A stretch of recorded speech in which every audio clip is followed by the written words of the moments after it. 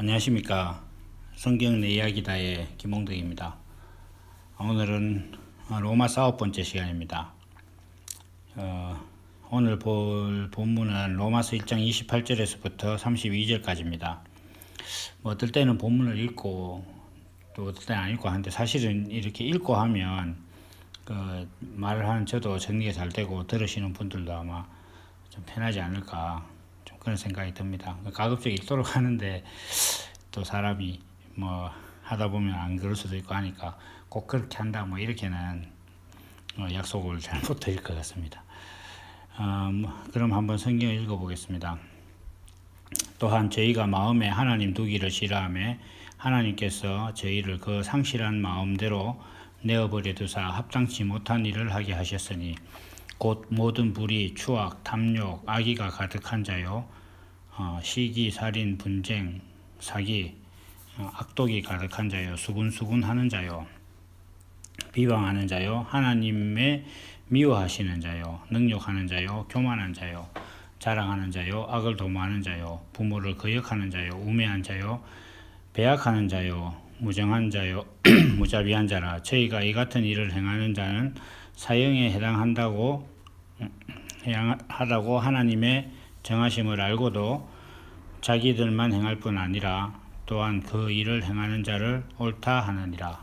아멘.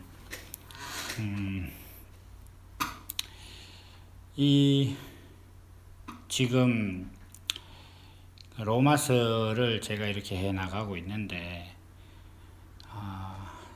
사실 로마서뿐 아니라 바울 사도가 끊임없이 이야기하고자 하는 것은 사람이 어떤 하나님을 믿고 또 하나님의 창조 섭리 아래서 하나님의 뜻하신 삶을 사는 데 있어서 육신의 어떠함이 자격이나 조건이나 영향이 된다고 생각하는 것에 대해서 강력하게 이야기를 하고 있습니다.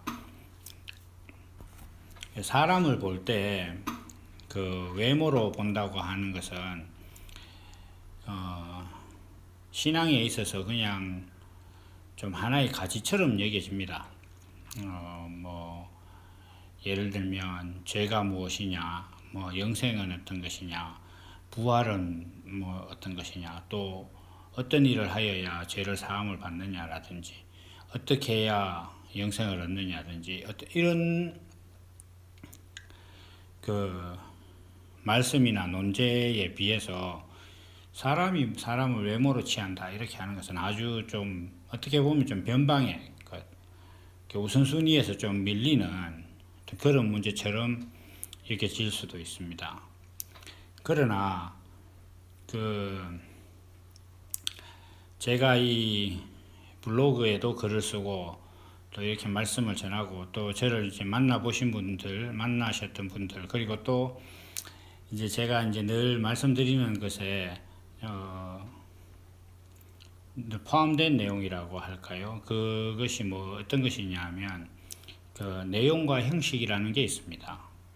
이제 이 내용과 형식이라는 것은 사람과 하나님에게 있어서 하나님이 내용이고 본질이시고 사람은 그 하나님의 형상을 표현하는 도구고 형식이고 방법이고 수단이라는 것입니다. 그래서 이 관계가 정립이 되지 않으면 사실 신앙생활이라는 것은 모든 것에 다 균열이 가게 되어 있습니다. 왜냐하면 가장 기본적인 어떤 구조, 집으로 치면 가장 기초 공사가 잘못된 거기 때문에 이것이 안 되면 사실 달리 어떻게 해볼 방법이 없습니다. 그러니까 처음에는 이렇게 집을 좀 쌓고 이렇게 해서 어느 정도 수준까지 좀 올라갈 수 있을지는 모르겠지만 어떤 수준이 되고 나면 그때는 사실 이제 좀 회복하기 힘듭니다. 다시 해야 됩니다. 뭐든지 간에.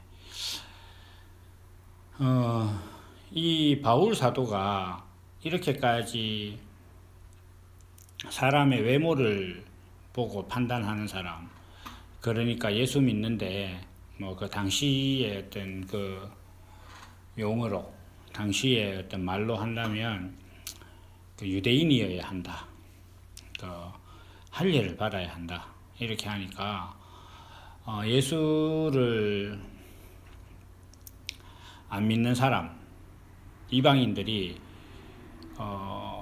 사도들이 전한 복음을 듣고 야 저것이 참 인간의 정체성이고 정말 하나님이라는 분이 여호와로서 내 삶의 의미와 목적을 가지신 분이구나 라고 이렇게 믿음을 좀 가지려고 딱 하는데 먼저 믿었다는 사람들이 하는 말이 니는 유대인이 아니니까 예수를 믿으려고 하면 유대인의 정표인 할례를 받아라 뭐 이렇게 얘기를 하는 겁니다. 한마디로.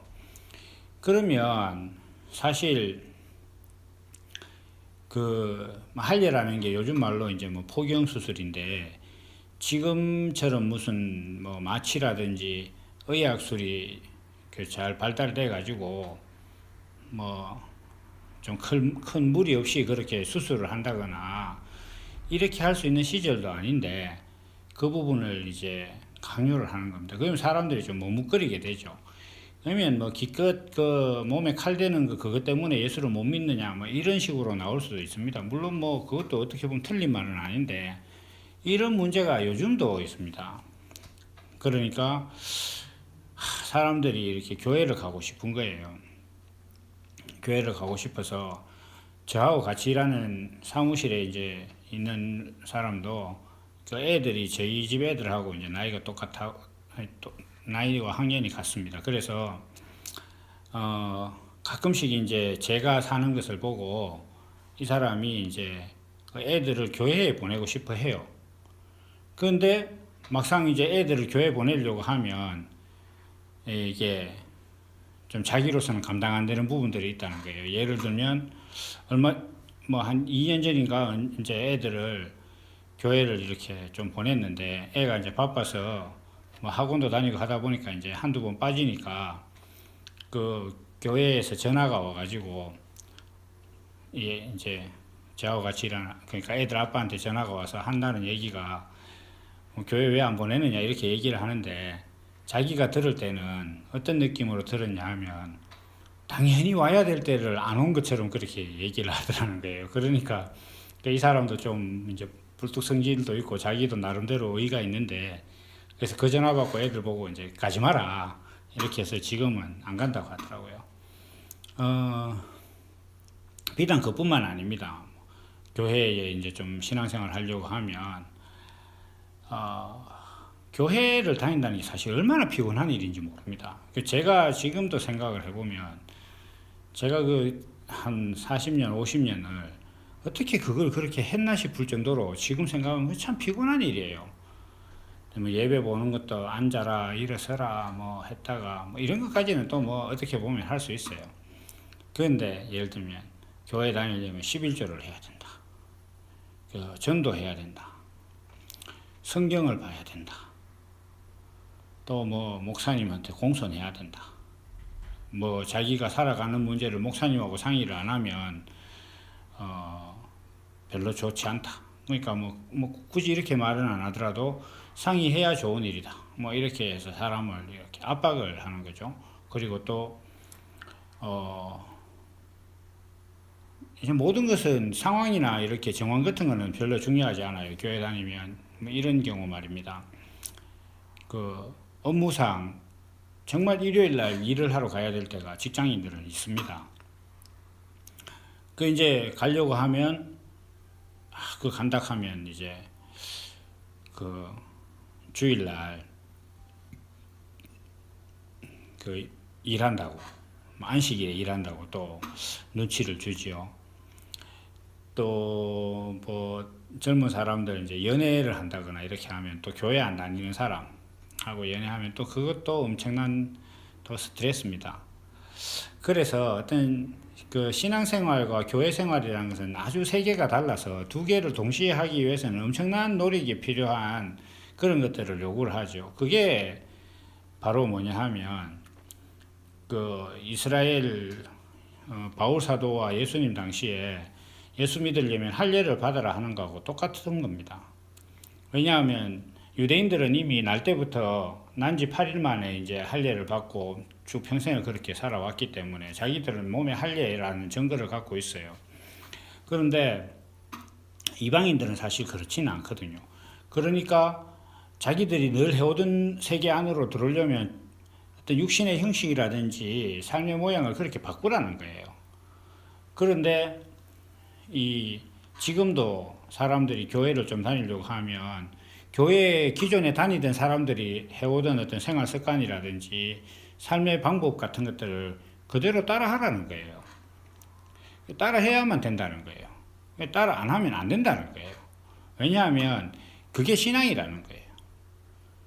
그러니까 어떤 신앙의 모양, 그러니까 모양을 잘 해야 신앙이 좋다, 이렇게 얘기를 하는 겁니다.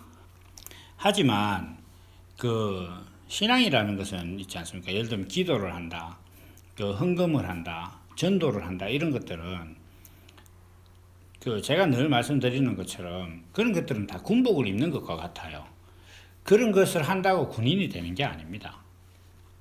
그러니까 기도해야 기독교인이 되는 게 아니고 11조를 내야 기독교인이 되는 것이 아니고 전도를 해야 뭐 교회 다닌 사람이 되는 것이 아니고 목사의 말을 잘 들어야 교인이 되는 게 아니라는 겁니다. 이거는 방향이 완전히 반대가 된 거예요. 어떤 그런 행동들을 잘하면 좋은 신앙이다, 이렇게 얘기하면 곤란하다는 겁니다. 아니 뭐 곤란한 게 아니라 성경은 그것을 신앙이라고 하지 않습니다. 그런 것들만 잘하는 사람들, 바리새인과 서기관들, 예수님 당시에 바리새인과 서기관들은 지금 우리 이 시대의 그 목사나 전도사들이 보여주는 어떤 그 신앙적인 규범이라고 할까, 모양, 뭐 심지어 신부나 교황들까지 합쳐도 그만한 사람들이 없습니다. 지금 그 사람들이 그 행위는 얼마나 경건하고 또 삶의 방식은 얼마나 깨끗한지 모릅니다. 그런데도 예수님께서는 늘 그 사람들에게 뭐라고 하셨냐면 외식하는 자다, 해칠한 무덤이다, 뭐 이렇게 말씀을 하신 거예요. 그러니까 바리새인과 제사장과 서기관들은 정말 자존심 상하는 거예요. 자기들이 생각할 때 자기들도 사람이기 때문에 그러고 싶지 않을 때가 있어요. 그거는 인간이면 누구나 다 똑같아요. 누구나 좀 더 자고 싶은데 자기들은 일찍 일어나요. 누구나 먹고 싶은데 자기들은 금식을 합니다. 성경을 쓰는 서기관들은 여호와라는 말 나올 때마다 붓을 새로 빤다는 게 얼마나 그거 짜증 나겠어요, 사람이.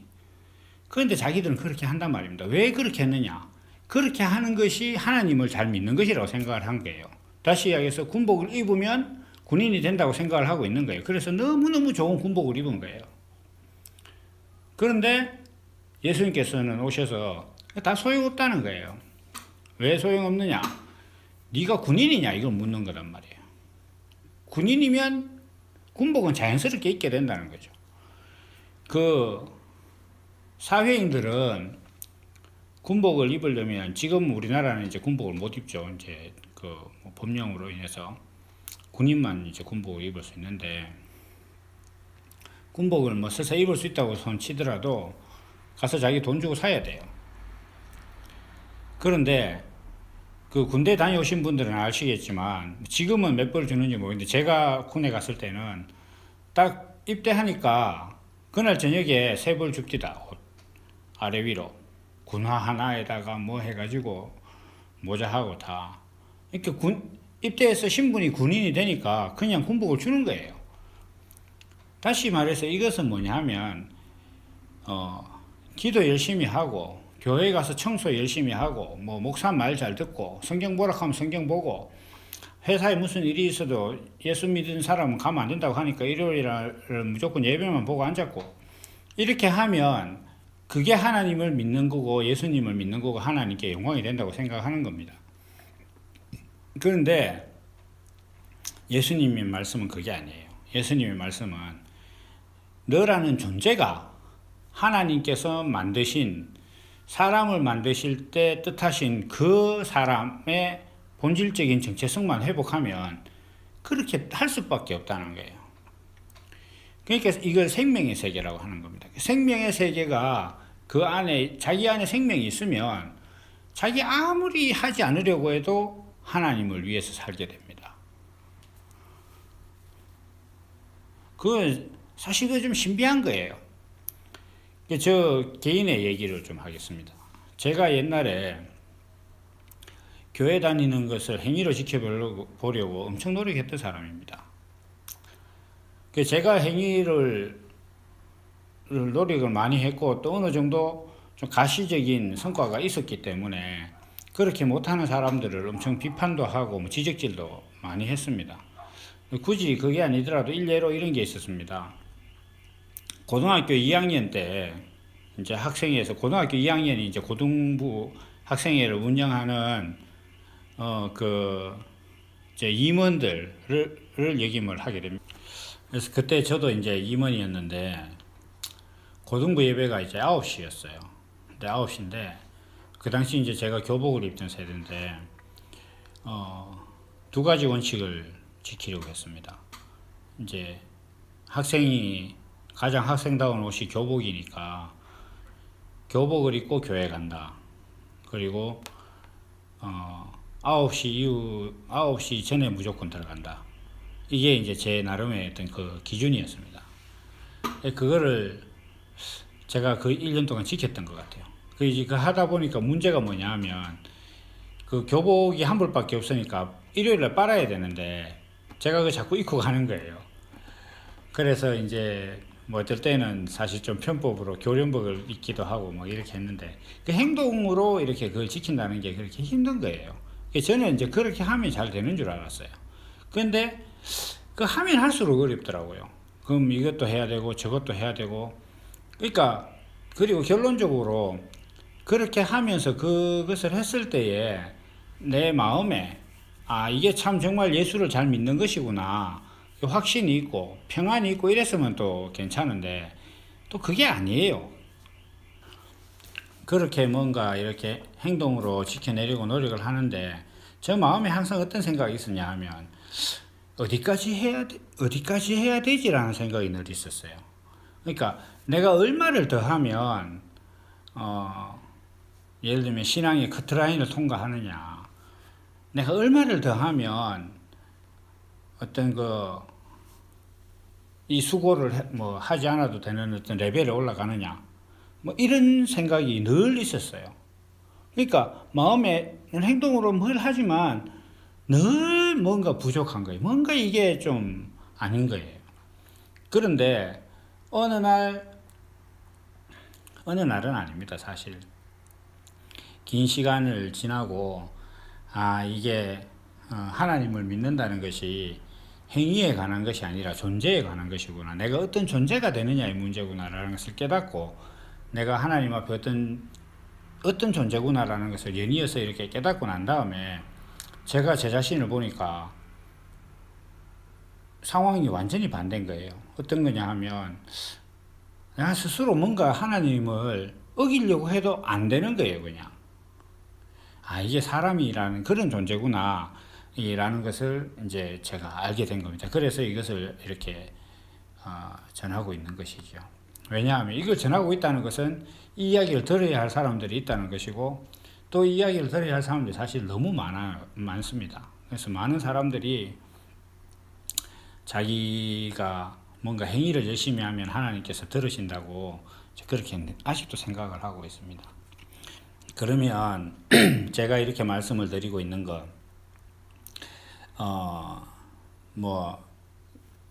좀 함축적으로 얘기를 할 때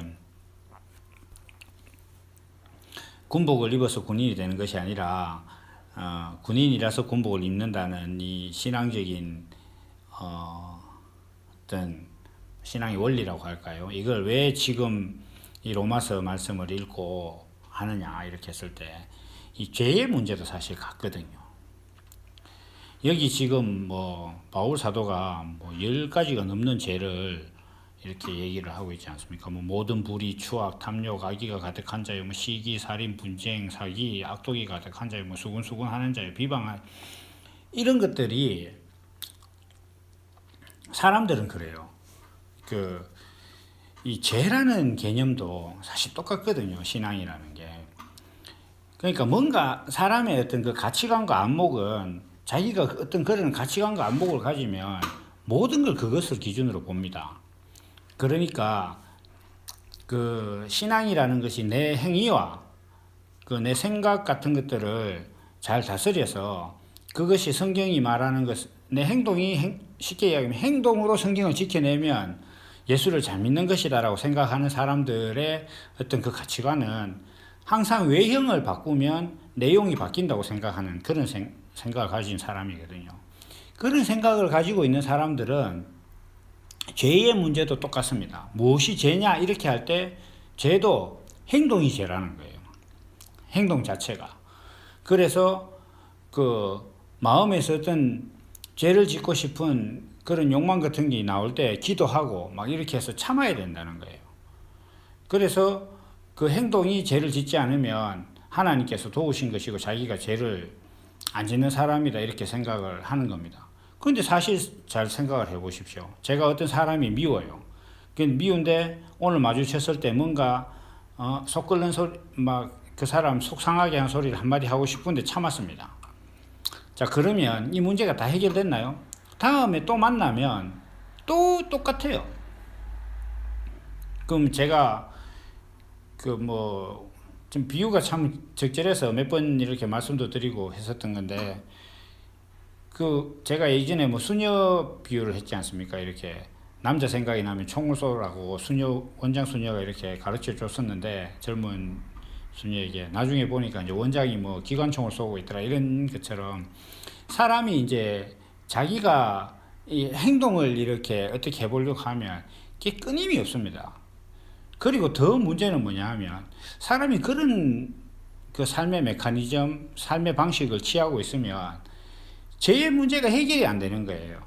왜냐하면 사람이 계속 어떤 그 행동으로 죄를 짓고 있거든요.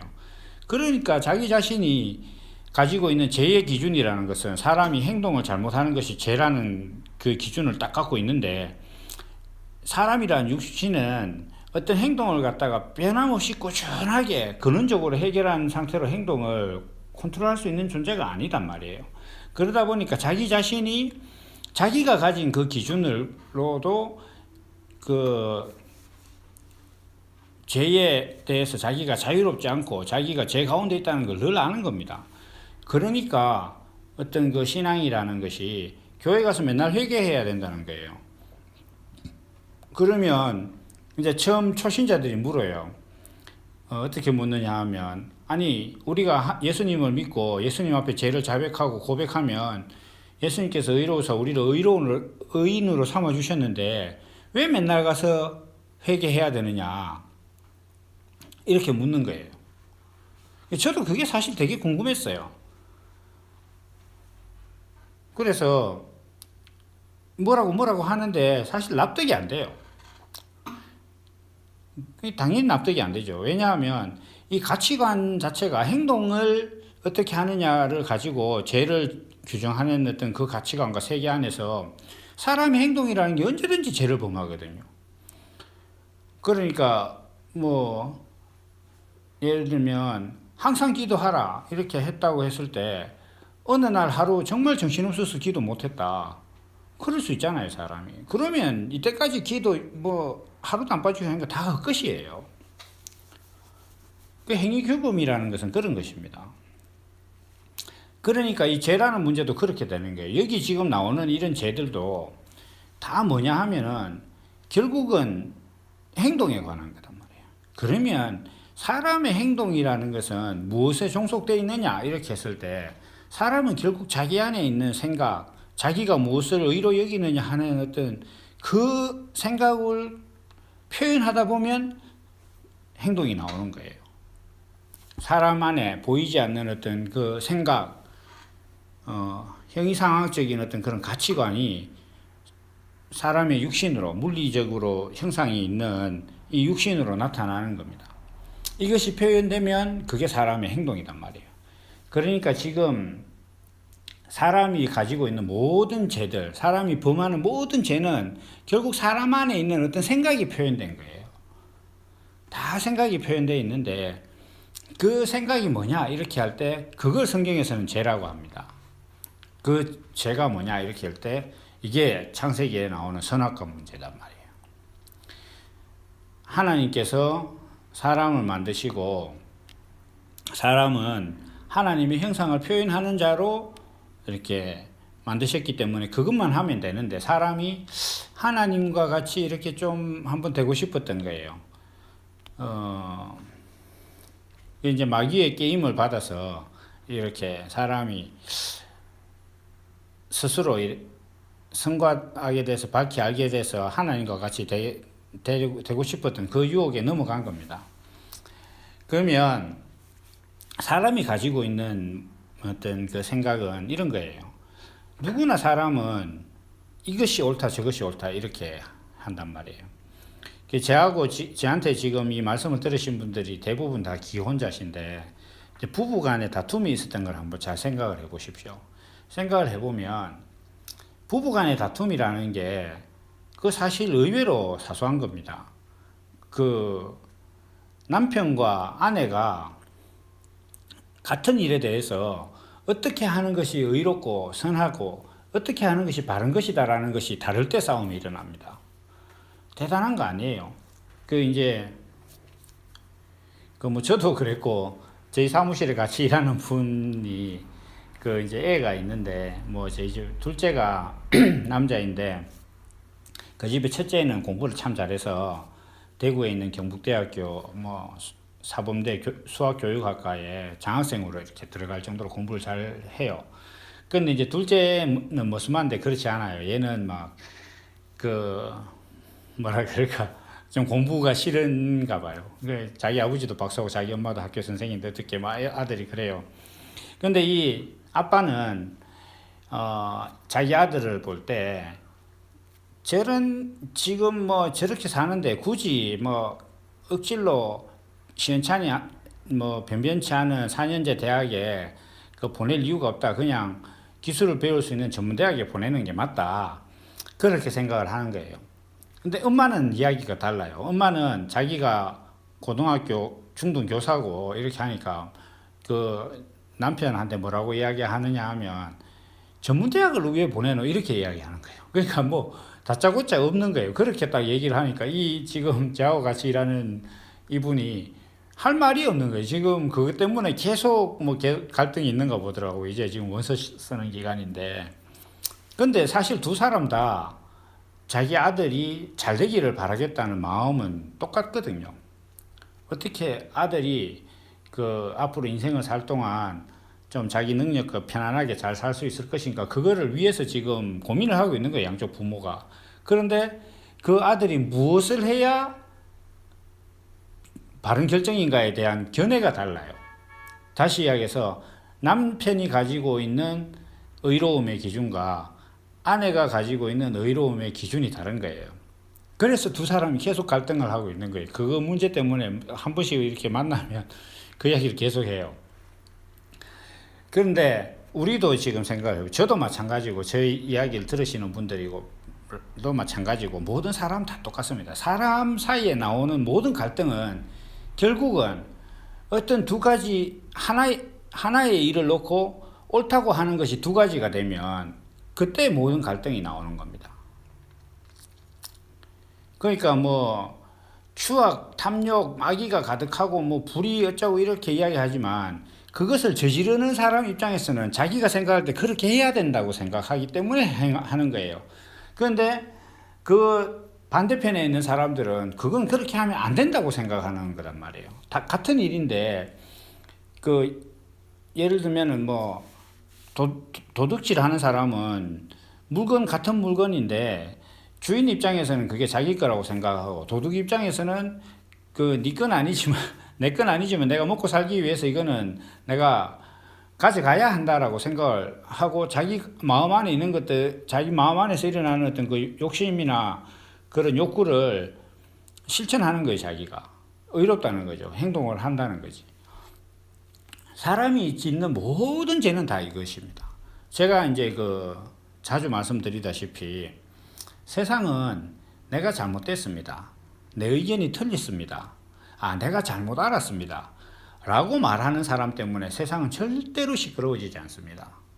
그리고 그런 사람하고 어떤 이야기를 할 때 절대로 갈등도 일어나지 않습니다. 그리고 그런 사람과의 관계에 있어서는 세상의 모든 법률로서도 적용할 수 있는 죄가 추가적으로 발생하지 않습니다. 이건 장담할 수 있는 일입니다. 적어도 내가 내 의견이 틀렸습니다 라고 이야기하는 그 사람은 모든 사회, 인류가 만든 모든 사회에서의 죄를 추가적으로 더 짓진 않아요. 그리고 그런 사람과 연루된 일에서는 절대로 갈등이 일어나지 않습니다.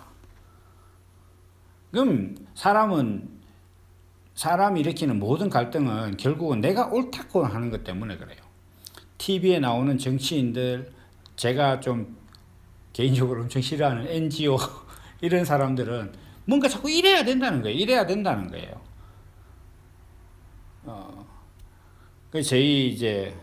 오늘이 추석인데 제가 이제 추석에 저희 외가에 갑니다. 외가에 가면 저희 외삼촌이 계신데 엄청난 그 진보 그리고 좀 정치적으로 보면 그 보수 정권에 반대에 계시는 분입니다. 근데 저는 약간 좀 보수적이거든요. 그냥 하면 막 저만 오면 막 계속 뭐 정권에 대해서 얘기를 하고 뭐 나라가 엉망이고 뭐 원칙을 안 지킨다, 매뉴얼을 안 지킨다, 한 시간 동안 얘기를 하는 거예요. 그래서 제가 이제 그럼 뭐 이야기 시간 다 하고 점심 먹자 하면서 밥상에 앉았을 때 그 뭐 이야기를 하다가 제가 그렇게 얘기를 했습니다. 우리나라는 지금 되게 잘 살지만 개화된 지 사실 한 50년밖에 안 된 나라다. 우리는 지금 그 뭔가 뭐 민주주의를 비롯해서 모든 것들에 대해서 해본 게 불과 50년, 길어도 100년도 안 된 게 우리나라다. 그런데 우리나라 사람들은 항상 기준을 수천 년 동안 자기들이 시행착오를 거쳐서 정립한 어떤 그런 기준과 제도를 수립한 서구 사회에, 선진화된 서구 사회의 어떤 그런 것을 기준을 가지고 우리 스스로를 자꾸 판단한다. 여유가 없다. 왜냐하면 우리는 이제 겨우 50년, 100년도 안 된 어떤 그런 가치관을 가지고 천년 묵은 가치관처럼 살려고 하니까 안 된다. 오늘 이야기 중에 그런 얘기가 나왔거든요. 나라가 위기 대응 매뉴얼이 없다. 이래 그런 막 얘기도 막 하길래, 물론 그게 잘못됐어요. 우리나라 그게 잘못된 거 맞는데 제가 그렇게 얘기했습니다. 뭐라고 했냐면 우리나라 국민들은 자기가 전자제품이나 휴대폰이나 TV 같은 거 사면 매뉴얼 끝까지 보는 사람 없다. 그거 앉아갖고 자기도 매뉴얼을 안 보면서 똑같은 국민이 나라 일을 매뉴얼 없다고 그거 비난할 일이 아니다. 국민 한 사람 한 사람이 자기 작은 일 하나 할 때마다 매뉴얼을 보고 있다면 당연히 그런 습관과 문화가 돼 있는 국민이 공무원이 되면 그렇게 되는 것이다. 그것을 하는데 세월이 필요한 것이지 지금 당장 모든 걸 그렇게 하려고 하고 비판만 하고 있으면 어떻게 하겠느냐. 이제 이렇게 얘기를 제가 했어요. 그래 하니까 이야기가 좀 잦아들었습니다. 잘했죠. 근데 어쨌든 간에 이게 사람들이 뭐든지 자꾸 이래야 된다고만 하는 거예요. 막 이래야 된다고만. 그러나 우리나라도 사람들이 막 배우고 들은 건 있고 뭐 인터넷도 있고 지금은 세계 문화를 다 이렇게 볼 수 있으니까 뭐 좋은 것만 알아서 다 이렇게 하자는 거예요. 막 이렇게 하자 막 이렇게 가는 거예요. 그러나 저는 생각이 다르단 말이에요. 왜냐하면 우리가 그걸 할 수 있느냐 문제부터 생각해야 돼. 내가 누구냐부터 생각을 해야 되는 거예요. 저는 개인적으로 이 이야기에 좀 딴 데로 가는데 노무현 대통령을 되게 싫어합니다. 뭐 저 이야기 들으시는 분 중에 좋아하시는 분이 있을지도 모르지만 저는 굉장히 싫어해요. 왜 싫어하느냐 이런 관점에서 싫어합니다. 그 사람이 이야기한 것들 되게 좋은 것들 많습니다. 뭐 이렇게 하자 이렇게 했는데 그러면 우리 국민이 그만큼 할 수 있는 어떤 그런 영향이 되느냐 이거예요. 그러니까 사람들은 그 예를 들면 집에서 앉아가지고 매뉴얼도 자기가 100만 원씩 뭐 200만 원씩 주고 물건을 사서 그거 쓰는 것에 대한 매뉴얼도 안 읽어보고 서비스 센터 전화해가지고 막 항의하는 게 우리나라 국민이고, 자기도 그냥 아직도 우리나라 교통 질서는 세계 하위권인데 아무 데서나 유턴하고 막 끼어들기 하고 보복 운전하고 있는 그런 국민들이 정부를 보고 원칙이 없다 이렇게 하고 있는 게 지금 우리나라의 사람들의 아직까지의 문화 수준이란 말이에요. 이 문화 수준에다가 수천 년 동안 지금 우리나라가 겪고 있는 이런 갈등들을 겪고 저기 문제를 연구하고 또 서로 양보해 가면서 제도를 수립한 어떤 그 서구권이라든지 다른 나라의 좋은 사례들, 그리고 그 사람들이 막 철학적으로 연구하고 학문적으로 막 발표한 내용들을 막 종합해 가지고 우리도 이렇게 해야 된다라고 막 갑자기 이야기를 하면 사람들이 들을 때 혹하지만 사실 우리는 그걸 할 수 있는 준비가 전혀 안 돼 있는 나라거든요. 그런데 계속 그렇게 하자고 하는 거예요. 그러니까 그 노무현이라는 사람 이후로 나라가 더 시끄러워졌다고 저는 생각을 하는 거예요.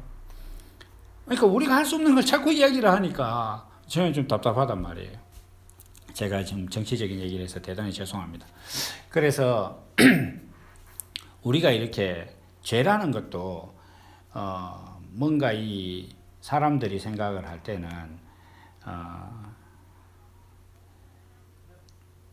뭐 여러 가지 행동들 뭐 복잡한 어떤 그런 함수 같지만 사실 모든 죄의 근본된 원인이 딱 하나예요. 내가 옳다는 거거든요. 내 방식대로 해야 된다는 거.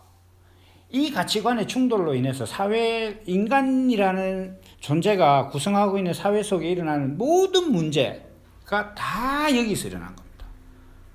성경이 바로 이것을 말씀하고 있는 겁니다. 왜 그렇게 사람이 생각하게 됐느냐. 하나님께서 죄라고 여기시는 건 딱 그거 하나입니다. 사람이 하나님이 만든 세상에 자기가 살면서 자기도 하나님이 만든 피조물인데 하나님이 만든 세상과 하나님이 만든 사람과 하나님이 경영하시는 일에 대해서 우리나라 말로 감나라 대추나라 하고 있는 거예요. 이거는 뭐 그냥 단순히 이게 그 사람의 얘기가 맞고 그러냐의 문제가 아니에요. 그렇게 하고 있다는 것 자체가 이미 하나님께 시비 거는 것이고 하나님처럼 되려고 하는 것이고 하나님을 부정하게 여기는 것이고 하나님을 망령되이 일컫는 것이고 하나님을 거짓말하는 사람으로 만드는 거예요. 이게 모든 죄의 근원입니다. 단 하나 이것만 해결되면 됩니다. 이거 하나 해결돼야 돼요. 그러니까 이 바울 사도가 지금 여기 막 여러 가지 제가 뭐 세보지는 않는데 그전 한 20가지 되는 것 같은데요. 이 죄를 열거했지만 결국 이 모든 죄의 근원은 뭐냐 이렇게 할 때 마음에 하나님 두기를 싫어해서 그렇다는 거예요. 사람이 마음에 하나님 두기를 싫어한다 이렇게 이야기하는 것은 하나님이 자기를 지었다는 것, 하나님이 자기 주인이라는 것을 인정 안 한다는 겁니다. 많은 기독교인들이 많은 기독교인들이 하나님을 믿고 있습니다.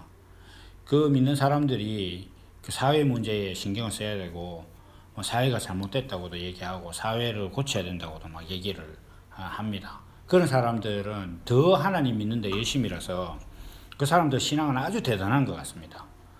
가서 당신이 하나님을 믿느냐? 나는 하나님을 위해서 죽을 수 있다. 그래서 막 길거리 나가서 사회 문제에 대해서 막 외치고 이렇게 이야기합니다. 그럼 제가 실제로 그러지는 않습니다. 마음속에 늘 생각하는 게 뭐냐 하면 제가 여기서 자주 말씀드리지 않습니까? 아니 실수하지 않으시는 온전한 하나님께서 경영하시는 세상이 잘못됐다면 도무지 뭐가 잘못했단 말이고 이렇게 제가 묻고 싶은 거죠. 그러니까 그게 자기는 생각을 할 때 하나님을 위해서 자기는 죽을 수도 있는 사람이라고 생각하고 실제 또 그럴 수도 있어요. 그 사람들은. 근데 문제는 그 하나님이 여호와 하나님이냐 이거예요. 그거 아닙니다. 여호와 하나님은 자기를 위해서 죽을 사람이 필요한 게 아니에요.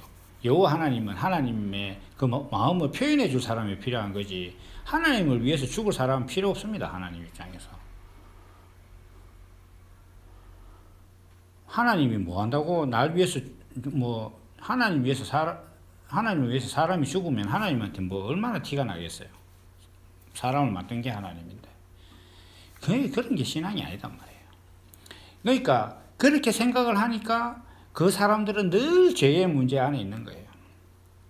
왜냐? 어떤 행동이 죄의 어떤 기준이니까 자기 행동을 자기도 알거든요. 그러니까 맨날 교회 가서 목이 쉬라고 하나님 잘못했습니다 회개 기도하고 그 해보신 분들은 아시겠지만 제가 중학교 때부터 대학 졸업할 때까지 막 그 통성기도 정말 열심히 다녔단 말이에요. 그 세월 제법 되잖아요. 군대도 갔다 오고 이랬으니까 십몇 년 동안 그 가면 공식이 있습니다. 처음에 딱 가가 앉아갖고 막 찬송을 부르죠. 찬송도 부르면 그 찬송가 앞쪽에 있는 그 회개 찬송 있지 않습니까? 재회개 막 그 찬송 중에 리듬 좀 빠른 걸 막 손뼉 치면서 막 부르는 거예요. 그냥 막 부르고 그 다음에 뭐 기도할 때 처음에 뭐 눈 감고 생각하는 거예요. 자기가 이때까지 어떤 행동을 잘못했는지 막 생각하면서 하나님 앞에 그거 막 회개하고 정작 자기가 잘못된 행동에 대해서 사람한테 가서 사과는 안 하면서 막 기도만 정말 열심히 하는 거예요. 모으기 싫어하고 그거 돌아서요. 그럼 자기 이제 다 죄를 사함 받았다고 이야기하는 거예요. 밀량에 나오는 그 유괴범처럼. 근데 그게 정말 대단한 신앙 같지만 제가 앞에서 쭉 말씀드렸다시피 자기가 옳다고 생각하는 대로 하는 거예요. 무엇이 옳으냐? 하나님은 이렇게 믿는 것이라는 거예요. 하나님은 이렇게 행동을 잘 하는 것이 하나님을 잘 믿는 것이다라고 자기가 생각을 하고 그렇게 믿어야 된다는 거예요. 그렇게 얘기를 하는 거예요. 그게 하나님 잘 믿는다는 거예요. 그게 참 신앙이 좋은 것 같지만 결국은 마음에 하나님이 없는 거예요. 왜 바울 사도가 이 이야기를 하느냐 하면 사람을 보면서 유대인이어야 된다. 헬라인은 할례를 받아야 된다. 그래야 예수를 믿는 것이 된다고 생각하는 사람들의 그 가치관이 바로 이 가치관이거든요. 행동을 바꿔야 된다. 사람의 형식을 바꿔야 된다. 그래야 하나님을 잘 믿는 것이다 라고 생각하는 거예요. 그 사람들은 행동을 바꿔야 된다. 습관을 바꿔야 된다. 이렇게 생각하는 사람들은 죄도 행동과 습관이 죄라고 생각을 해요. 소유에 대한 욕심이나 가치관 이런 것들이 죄라고 생각을 해요. 그런 건 죄가 아닙니다. 하나님 그런 걸로 절대 시비한 겁니다. 하나님 그런 걸 심판하지 않습니다. 하나님께서 원하시는 것은 뭐냐면 사람아 내가 너를 만든 목적 안에 있느냐 이거 하나만 생각하는 거단 말이에요. 그것만이 하나님께서 유일한 기준이에요. 그거 하나만 있으면 사람은 자기가 성경이 말하고 있는 것이라든지 이 세상이 이야기하고 있는 모든 법을 다 지키는 사람 될 수 있습니다. 세상의 법 못 지킬 것 같습니까? 교통법규 위반해서 딱지 떼였죠? 그럼 법을 어긴 것 같지만 범칙금 내면 지킨 거예요. 육신은 그렇게 쓰는 겁니다. 이 부분은 또 뭐 제가 늘 자주 이야기하는 것이고 다르게 말씀드리는 것이니까 그것도 따로 이야기하도록 하겠습니다. 자, 지금 바울 사도가 이제 오늘 말씀을 정리하도록 하겠습니다. 바울 사도가 많은 죄에 대해서 얘기를 했습니다. 저는 이 죄에 앞서서 죄를 설명하기에 앞서서 사람들이 무엇이 예수를 잘 믿는 것이냐라고 생각을 할 때 유대인들이 예수를 믿으려면 할례를 받아야 한다고 하는 것처럼 지금 많은 기독교인들도 뭐 많은 교회들도 교회를 다니고 하나님을 믿고 구원을 받으려면 어떤 행동들을 해야 된다라고 자꾸 이야기를 해요. 그러니까 그 행함을 가지고 의를 삼는 거예요. 그러니까 내가 어떤 행동을 하느냐를 하나님께서 의로 여기신다는 신앙을 가지고 있는 겁니다. 그게 옳다는 거예요. 그 가치관이 옳다는 거예요. 그러다 보니까 이 사람들이 유대인이냐 헬라인이냐를 따지고 할례를 받았느냐 안 받았느냐를 따지고 뭐 지혜로우냐 어리석으냐 뭐 야만인이냐 이런 걸 따지는 겁니다. 지금으로 치면 뭐 교회 가면 늘상 하는 말 있잖아요. 뭐 모태신앙이라서 신앙이 좋다든지 뭐 그게 영향이 있다. 모태신앙 뭐 나쁘진 않지만 또 뺀질뺀질해서 좋지도 않아요. 저는 누가 저보고 뭐 이렇게 모태신앙이라서 열심히 다 하면 사실 그거 별로 안 좋아합니다. 왜 안 좋아하느냐 하면 신앙이라는 것은 그런 조건 때문에 좋고 나빠지는 게 아니에요. 그런 것들은 하나의 도구입니다. 다만 저는 그 복음을 전하고 성경에 대해서 이야기하는 어떤 그 문화에 잘 적응할 수 있는 도구를 가진 것밖에 없습니다. 물론 뭐 그 도구도 귀한 것이죠. 다 하나님 주신 거니까. 그래서 우리가 이렇게 생각을 할 때 이 로마서를 지금 쓰고 있는 이 바울 사도는 무엇을 이야기하고자 하느냐 하면 사람의 겉모습을 보고 판단하는 것, 행동이 어떠어떠해야만 그 예수를 잘 믿는 것이다라고 이야기하는 모든 그 가치관, 그렇게 형식이 본질이라고 여기는 그 가치관을 가지고 있다면 모든 것이 불의하고 추악하고 탐욕스럽고 악의가 가득 차고 시기와 살인과 분쟁, 사기, 악독이 가득한 다 그렇게 된다는 겁니다. 그게 하나님이 보시는 불이라는 겁니다. 그걸 지금 이야기를 하고 있는 겁니다. 다시 이야기해서 사람이 사람을 볼 때 사람의 껍데기 얼마나 가졌느냐, 어떤 행동을 하느냐, 그 사람 혈통이 뭐냐, 그리고 신앙생활 할 때 어떤 행동과 어떤 습성을 잘 하느냐에 따라서 사람을 판단하는 이런 모든 가치관들은 아주 경건한 것 같지만 그것은 결국 하나님께서 사람 마음 안에 계시고자 하는 것, 사람 마음 안에 하나님이 계시면 그것이 표현되는 것인데, 마음에 하나님을 두려고 하는 것이 아니라 마음에 하나님을 둔 사람이 보여주는 행동만 따라 하려고 하는 거예요. 그러면서 그 행동대로 하느냐 안 하느냐를 가지고 의의 기준으로 삼는, 그것이 가치관인 자들이 하는 짓이 무엇이냐 이렇게 할 때, 예수 믿으려면 할례를 받아라, 예수 믿으려면 11조를 내라, 예수 믿으려면 교회 예배 빠지지 말아라, 이렇게 얘기하는 자들이 바로 그런 자들이라는 겁니다. 그것이 예수를 잘 믿는 것이 아니다. 그것이 오히려 모든 죄의 근원이다. 왜냐하면 자기 스스로 의롭다고 생각하는 것이 마음 안에 있으니까 그런 행동을 한다는 거예요. 자기 안에 스스로 의롭다고 생각하는 그 의가 뭐냐? 눈에 보이는 것, 행위가 본질이라는 것이 자기의 의로움이라는 거예요. 그러니까 그것을 하는 거 아닙니까? 예를 들면 예수님 당시에 바리새인들도 마찬가지 아닙니까? 행위를 똑바로 하는 것이 하나님을 잘 믿는 것이라는 의가 없었다면 그 사람들이 예수님 말씀을 들었을 거예요. 근데 자기가 생각할 때 이게 의로움이라고, 하나님께서 이걸 의로 여기신다는 자기의 생각이 있는 거예요. 자기의 생각이. 하나님의 생각이 자기 안에 있는 것이 아니라. 그래서 사람이 스스로 이것이 옳다라고 생각하는 것이 있으면 모든 범죄를 저지르게 되는 거예요. 제가 이렇게 말씀을 전하고 하는 어떤 이런 내용들은 정말 사실 알고 보면 너무 단순합니다. 정말 우리가 인생이라는 이 형식을 가진 존재는 하나님이라는 내용만 있으면 모든 것이 다 완벽해지는 거예요. 인생은 아주 잘 만들어진 로봇 태권부입니다. 이 안에 뭐만 있으면 된다고요? 철이와 영입니까? 훈이와 영입니까? 그 조정서만 있으면 되는 거예요. 그러면 태권도하는 로봇가 되는 겁니다. 내용만 들어가면 돼요. 사람은 그 내용이 뭐냐 이렇게 했을 때 하나님께서 사람을 통해서 하나님의 성품을 표현하시겠다는 것, 그거 하나입니다. 그거 하나만 있으면 인생은 정말 깔끔해요. 다 해결됩니다. 그런데 지금 막 구구절절히 예수를 잘 믿으려면 11조를 해라, 할례를 받아라, 뭐를 해라, 성경 교리 문답을 해라, 이게 다 뭐냐? 그렇게 해야만 의로운 자가 된다. 그런 행위를 하나님께서 의롭게 여기신다라고 자기 마음대로 하나님을 규정하고 자기 마음대로 의롭게 여기고 이렇게 하는 거예요. 이게 모든 죄악이라는 거예요. 그래서 우리는 사실 죄는 딴 거 아닙니다.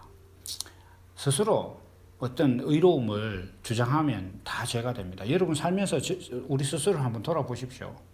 내가 뭔가를 옳다고 주장하는 순간 그게 남들이 따라오면 그나마 다행인데 그게 아닌 순간 모든 갈등이 일어나는 거예요. 그거 하나만 없으면 됩니다. 사는 것도 마찬가지예요. 하물며 살면서 살아가는 행동 하나하나 생활 속에 일어나는 문제도 그런데 하나님과 나와의 문제가 안 그럴 것 같습니까? 그게 기본 중에 기본입니다.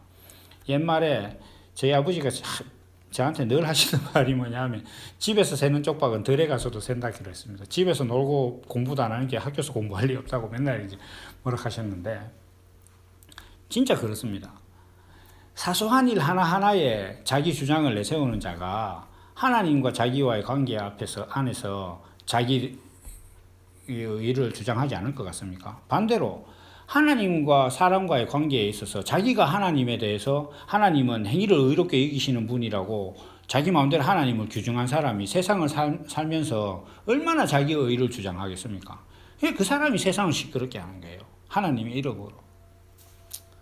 하나님 이름을 망령되게 하는 거죠.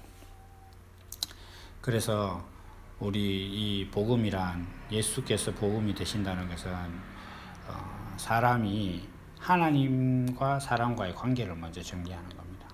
내가 세상을 의롭다고 여기는 게 아니에요. 하나님께서 의롭게 여기시는 것. 사람이 하나님을 표현하기 위해서 어떻게 돼야 되느냐. 그게 십자가의 도입니다. 그 십자가의 도는 제가 여러 번 말씀을 드리니까 그렇게 살 수 있는 것이 십자가의 도를 그냥 아무나 받아들일 수 있는 게 아니거든요. 십자가의 도는 하나님의 생각과 하나님의 의로움이 내 마음에 있고 그것이 나의 의로움이 되는 그런 사람. 하나님의 의가 내 의가 돼야지 내가 생각할 때 하나님이 이런 분이다라고 생각은 아무 의미가 없습니다. 그래서 바울사도는 마지막에 그렇게 얘기하고 있네요. 이런 일은 다 사형에, 다 죽음에 해당된다.